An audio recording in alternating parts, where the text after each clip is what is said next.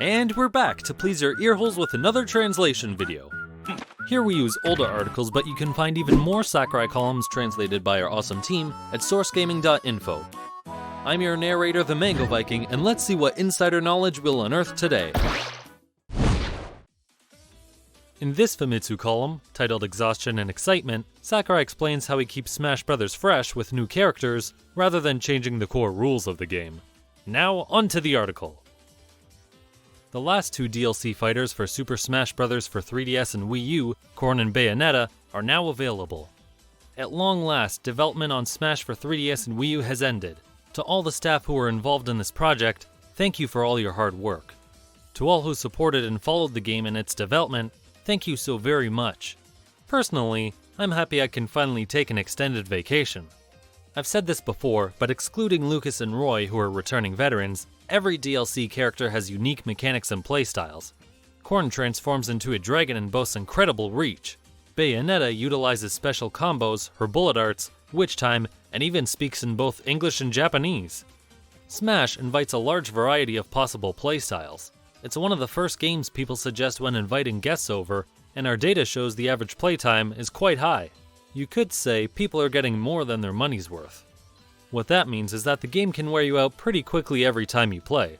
If you turn items on and visit a bunch of different stages while playing with a group, things will unfold differently every time, so there aren't a lot of problems. However, there are a lot of people who enjoy serious matches, and in order to win, they'll narrow down the number of fighters that can be used, and that diminishes some of the breadth of the game. This exhaustion necessitates some kind of change. It takes a little extra tweaking to provide something fresh and stimulating. However, I don't want to simply do something outlandish for the sake of surprise. I think it's best to approach things from an objective perspective. Most people out there choose to play one specific game every time out of the wide selection of available games and play that one. I see fans as those who don't limit themselves to playing the same thing over and over, but those who will enjoy each day on its own, reaching out to play whatever new and interesting game is out at the time. For example, the Star Wars main theme is the same every single time. This doesn't mean, however, the composer is unable to come up with something new. Rather, it's precisely that theme which makes us roar with excitement. Star Wars is back! As for Smash, I haven't changed the fundamental rules of the game, despite using new theme music each time. I haven't made the transition to 3D, added any new gauges, or anything, because even if those ideas might create new excitement, those changes wouldn't make the players happy.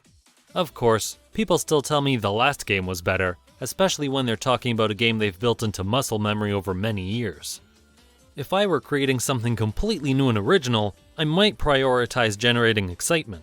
However, I feel creating Smash is a process that's very different from simply making a brand new game. Just adding a single fighter becomes a show of public support for that character and their game. Moreover, each new title is built upon the tremendous number of Smash matches played over the years.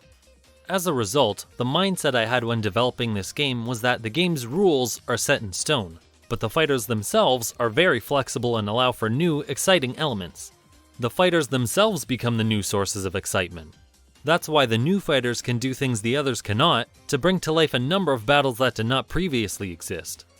Smash is much more extravagant in its design than other fighting games.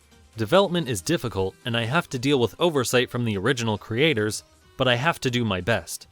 Of course, the players are the ones in control, and the strategies employed will vary from person to person.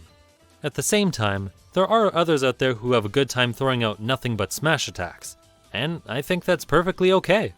After all, I intentionally made the controls simple to make it easier for those who enjoy simple fun. I'm extremely grateful to see Smash is enjoyed by so many people. Thanks for watching, or listening.